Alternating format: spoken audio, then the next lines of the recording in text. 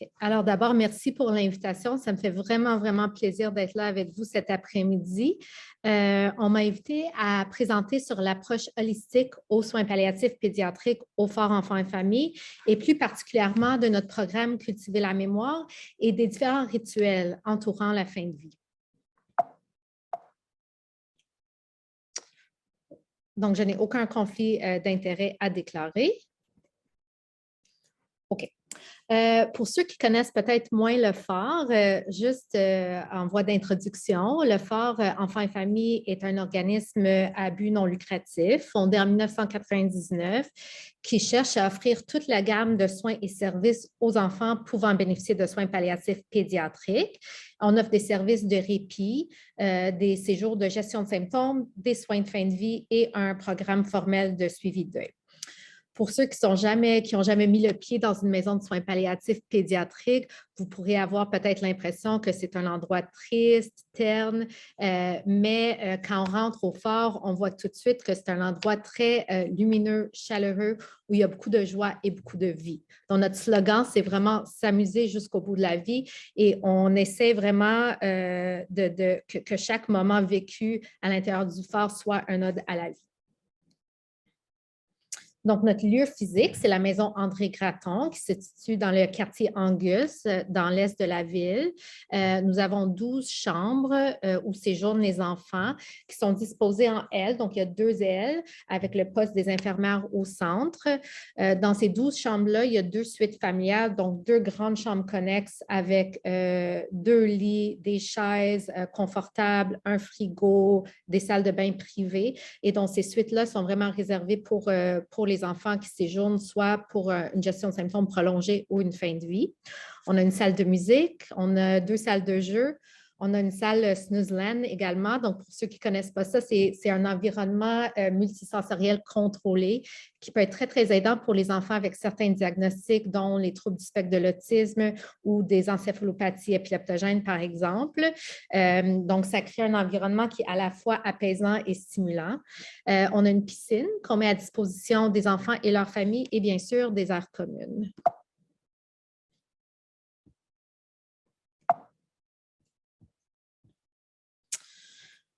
Donc, ce qui fait vraiment le fort un milieu de soins hybride entre un milieu de soins et un milieu de vie, c'est vraiment le métissage entre soins et services. Donc, on a une équipe de soins qui inclut médecins qui sont de garde 24 heures sur 24, infirmières, infirmières auxiliaires, préposées aux bénéficiaires. On a une équipe psychosociale composée de 2 travailleuses sociales et toute l'équipe de service, qui inclut notre équipe de milieu de vie. Dans cette équipe-là, on a les spécialistes en loisirs adaptés qui s'occupent beaucoup du programme Cultiver la mémoire, les accompagnateurs, les éducatrices spécialisées, et on a des thérapeutes externes. Donc, on a une zoothérapeute, par exemple, qui vient 2 fois par semaine, massothérapeute, musicothérapeute et les clowns thérapeutiques, là, les fameux docteurs clowns. On a aussi une coordonnatrice aux familles, des cuisinières qui travaillent très, très fort pour justement adapter la nourriture pour les enfants qui mangent par la bouche, qui ont l'apport Péros pour adapter la nourriture pour ces enfants-là, l'équipe d'entretien ménager et je dois absolument mentionner notre précieux réseau de bénévoles. Donc, ça nous amène à parler du programme Cultiver la mémoire. L'objectif de ce programme, c'est vraiment de créer des moments privilégiés et des expériences mémorables avec l'enfant et la famille. Pour les enfants qui ont encore une interaction fréquente avec le milieu hospitalier, que ce soit pour des prises de sang, pour des procédures, malgré nos meilleurs efforts, ça peut créer pour certains enfants une association négative avec l'hôpital parce qu'on sait que quand on va à l'hôpital, il y a des prises de sang, il y a une biopsie de moelle osseuse. Donc, quand on vient au fort puis on participe au programme Cultiver la mémoire, on sait que c'est un moment où, justement, il n'y aura pas de prise de sang, il n'y aura pas d'intervention douloureuse, puis c'est vraiment un moment propre à l'enfant et sa famille. Et pour les parents, par exemple, qui s'occupent d'enfants avec des maladies chroniques complexes, qui prennent le rôle de médecins, infirmières, physiothérapeutes, ergothérapeutes, toute leur journée est centrée sur les soins médicaux de leur enfant qui a une complexité médicale, mais ça leur permet aussi de se réapprivoiser ce rôle de parent. Le programme est proposé à chaque famille au moment opportun. Donc, le moment opportun peut varier selon le contexte particulier. En général, quand un enfant vient pour son premier séjour de 24 heures, on va quand même mentionner le programme de façon systématique parce que c'est important que toutes les familles savent que ça existe et que c'est une option. Et par la suite, on va en parler selon l'évolution de la maladie, selon le contexte particulier à chaque famille.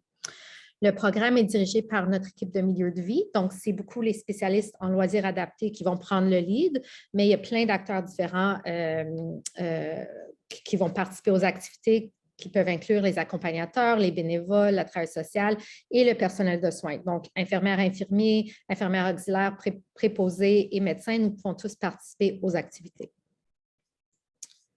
Donc, c'est sûr qu'on ne fait pas juste déposer du matériel de bricolage. C'est vraiment un programme bien rodé qui nécessite une écoute et la mise en place d'un espace et d'une ambiance favorable.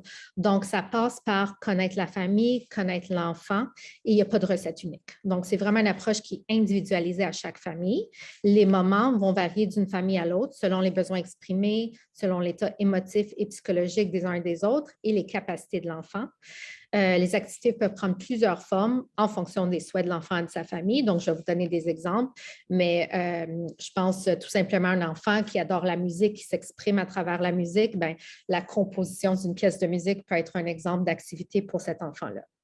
Et les activités se font dans le respect de la culture et des croyances de la famille. Donc, un exemple très concret de ce qu'on peut offrir, c'est les empreintes. C'est tellement élégant parce que c'est tellement simple. Ça ne prend pas beaucoup de matériel. Ça prend un petit carton, la peinture et la main de l'enfant et ou des parents. Donc, ici, vous voyez, je ne sais pas si vous voyez bien, mais c'est les petites mains de l'enfant à l'intérieur des mains des parents. Ici, c'est un enfant qui est en mesure justement de manipuler pour pouvoir faire un petit dessin autour de l'empreinte. Et comme je vous dis, on s'adapte. Donc, c'est quelque chose qui est excellent parce qu'on peut le faire à la fois avec le nouveau-né qui souffre d'encéphalopathie qui est hypotone. On peut justement prendre la main de l'enfant et on peut le faire avec des enfants qui sont mobiles, qui sont en mesure de faire eux-mêmes les empreintes. Il y a aussi les collages artistiques, le scrapbooking, toute manière d'œuvre artistique finalement. Les moulages, c'est un autre exemple très concret.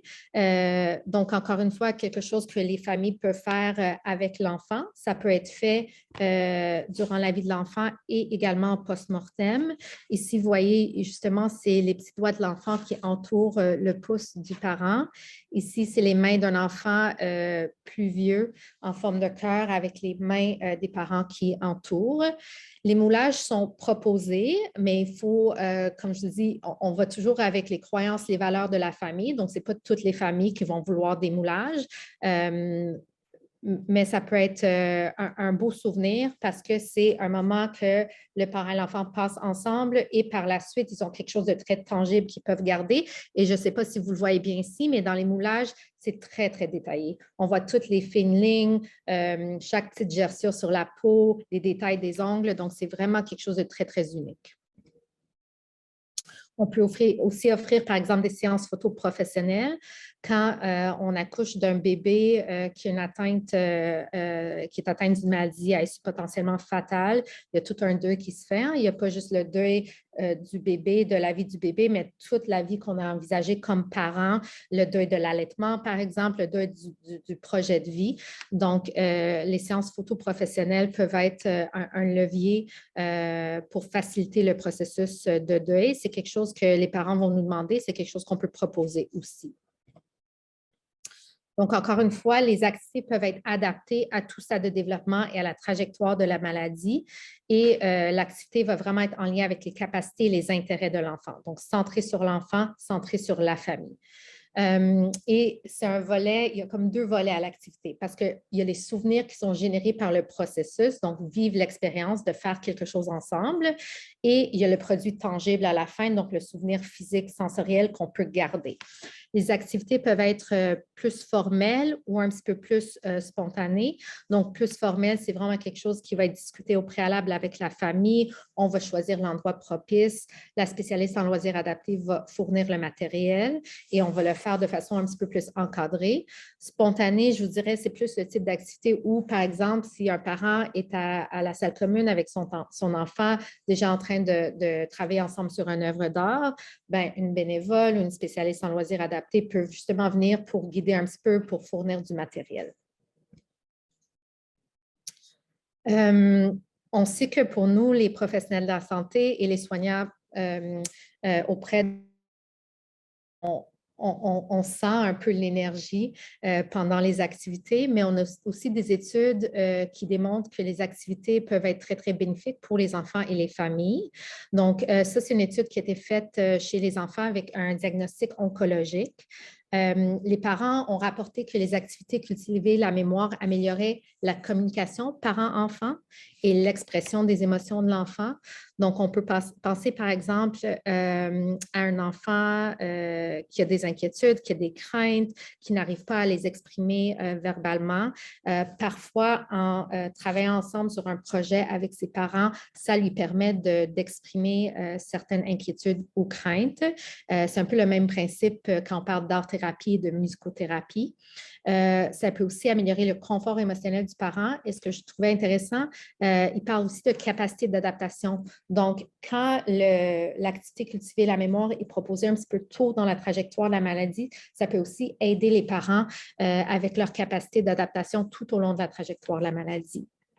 Et pour ce qui est de l'impact sur le deuil, on a quand même des données récentes qui suggèrent que les parents qui participent à des activités créatives avec l'enfant avant le décès de l'enfant avaient moins de chances d'avoir un deuil pathologique et se sentaient mieux soutenus par le personnel hospitalier. Donc, on peut voir ça aussi comme une opportunité de créer des souvenirs positifs comme levier pour faciliter le processus de deuil. Je vous ai aussi dit que notre objectif, c'est que chaque moment vécu soit un ode à la vie. Donc, il n'y a pas juste les activités bien circonscrites, cultiver la mémoire, mais on fête les anniversaires des enfants.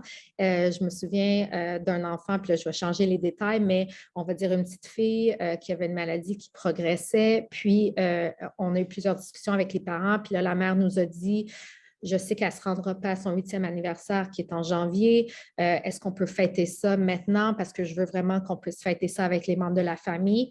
Donc, bien sûr, on a aménagé les aires communes, on a fêté ça, on a décoré, on a chanté. La famille a pu être présente, puis la famille élargie, cousine, cousin, tante, oncle, étaient présents sur Zoom. Donc, c'était vraiment un moment, une journée magique là, pour cette famille-là. Puis, tous les membres de la famille qui étaient là, soit en présentiel ou via Zoom, ont pu justement interagir avec l'enfant, raconter des histoires. Donc, vraiment, vraiment une belle expérience. Pour un autre enfant qui adorait les autos, là, il était vraiment accro des autos. On a fait venir justement des Ferrari puis des autos de sport. Puis, je veux dire, le visage de l'enfant, de ses parents, le sourire restera vraiment gravé dans nos souvenirs là, à jamais. Donc, c'est vraiment des beaux moments. OK. Ce qui nous amène à parler des rituels de fin de vie au phare. Donc, on a des rituels qu'on propose pour toutes nos familles, mais il faut savoir que c'est sûr que les groupes ethnoculturels et religieux peuvent avoir des perspectives différentes sur la mort, sur le sens de la mort, les croyances, les valeurs, les rituels uniques. Donc, on essaie toujours de considérer la famille individuelle et aussi d'éviter les stéréotypes. Parce que nous, on essaie de reconnaître nos biais. On peut justement voir qu'une famille a une certaine affiliation, mais il faut aussi éviter les stéréotypes. On ne veut pas non plus assumer que parce qu'ils ont une appartenance culturelle quelconque, qu'ils vont adhérer à certains rituels. Donc, l'important, c'est vraiment de bâtir cette relation longitudinale pour vraiment connaître les familles pour pouvoir s'adapter à leurs croyances, leurs valeurs. Les arrangements funéraires, c'est souvent discuté par les infirmières conseillères en soins palliatifs ou nos travailleuses sociales à l'avance. On a différentes options parce que nous, on a un partenariat avec un salon funéraire. Pour certains parents, ils sont très contents de l'entendre parce que on leur propose quelque chose qui les enlève un fardeau des épaules parce qu'ils se disent, bon, on n'a pas besoin de penser à ça. Il y a d'autres parents qui ont vraiment des souhaits particuliers. Donc là, on va y aller avec ce qu'eux, ils nous expriment. En fin de vie, on permet toujours la visite de la famille élargie. Donc, c'est sûr que pendant la pandémie, on a dû être très, très créatif, mais pour des raisons humanitaires et éthiques, on ne s'est jamais retrouvé dans une situation où on a dit non, la famille ne peut pas visiter. Donc, on a dû restreindre les nombres puis faire ça de façon un petit peu plus organisée, mais on a pu le faire. Il faut aussi, quand on parle de différences culturelles, se souvenir que dans une culture, peut-être que le noyau familial, c'est maman ou papa ou les deux mamans, mais vraiment le noyau avec la fratrie, alors que pour certaines cultures, les tantes, les oncles, les cousins, cousines, ça fait partie du noyau familial. Ils ne considèrent pas que c'est la famille élargie, donc quelque chose qu'on va considérer aussi. Suite au décès de l'enfant, on offre un bain post-mortem, on a des bains thérapeutiques. Donc, justement, on a des gros bains où la famille peut venir pour un bain post-mortem. On peut mettre la musique s'ils le souhaitent. On a aussi des courtes pointes qui sont cousues par nos bénévoles. Quand l'enfant décède, on offre à la famille la courte pointe pour couvrir le sac mortuaire. Ils peuvent choisir eux-mêmes la courte pointe qu'ils souhaitent et par la suite peuvent décider de soit la garder ou que le corps de l'enfant soit transporté avec la courte pointe. On a également une aide d'honneur. Donc, la aide d'honneur, c'est un rituel très, très, en tout cas, très cher pour nous. Donc, suite au décès de l'enfant, la famille prennent le temps qu'ils ont besoin avec l'enfant dans la suite et quand ils sont prêts à quitter le fort, tout le personnel qui est présent sur place, qui le souhaite, va faire une file de part et d'autre du corridor, du poste des infirmières jusqu'à la sortie du fort et le corps de l'enfant et la famille va passer devant nous. Pour nous, c'est une façon justement d'honorer l'enfant. C'est une façon de montrer à la famille que nous vivons tous ça ensemble, puis aussi entre nous comme personnel soignant. C'est des moments qui sont difficiles, donc on vit ça ensemble. C'est une façon aussi de montrer aux parents que leur enfant a touché plusieurs vies et que l'enfant laisse une marque indélébile sur nos cœurs. Je vais sauter la lanterne, je vais parler de la visite du fort post-décès. Donc, ça, c'est quelque chose qui m'a surpris, mais plus j'œuvre dans ce domaine, plus je réalise pourquoi c'est important pour certaines familles de revenir au fort. Il y a des familles qui passent des mois ou même des années avec nous. Ils ont des liens très, très étroits avec le personnel soignant. Donc, c'est important pour certaines familles de pouvoir revenir. Souvent, c'est quelques mois après le décès pour revoir le personnel, pour visiter. On leur réserve en général la suite familiale où l'enfant est décédé et ils passent la journée dans la chambre et ils peuvent justement interagir et parler avec le personnel qu'ils connaissent. La lanterne, c'est la dernière chose que je vais vous présenter. Donc, je m'excuse pour Marianne qui a déjà entendu parler de tout ça la semaine dernière, mais c'est un rituel très, très unique au fort. On a 2 lanternes qu'on accroche quand l'enfant est en fin de vie. Bien sûr, on demande aux parents si c'est quelque chose qu'ils souhaitent. On leur explique le rituel. Donc, une lanterne qu'on accroche au poste des infirmières et une autre lanterne qu'on accroche à l'entrée ou la sortie du fort. Et quand l'enfant est en fin de vie, on propose à la famille d'allumer la lanterne. Et c'est vraiment pour sensibiliser les gens dans la maison qu'il y a un souffle qui vacille, qu'il y a un enfant en fin de vie, pour que nous, on puisse adapter un petit peu notre énergie et notre façon de faire à cette réalité. Parce qu'on sait que les parents se souviennent de ces moments-là, puis on a une chance. Donc, ce n'est pas le moment justement d'avoir une conversation à côté de la chambre de l'enfant où on parle du party qu'on a fait en fin de semaine. C'est le moment de se recentrer sur les besoins de l'enfant et la famille. Donc, on recentre un peu, on change l'énergie et quand l'enfant décède, on offre à la famille d'éteindre la lanterne. Si la famille ne se sent pas prête ou souhaite que le personnel le fait, on va le faire à ce moment-là.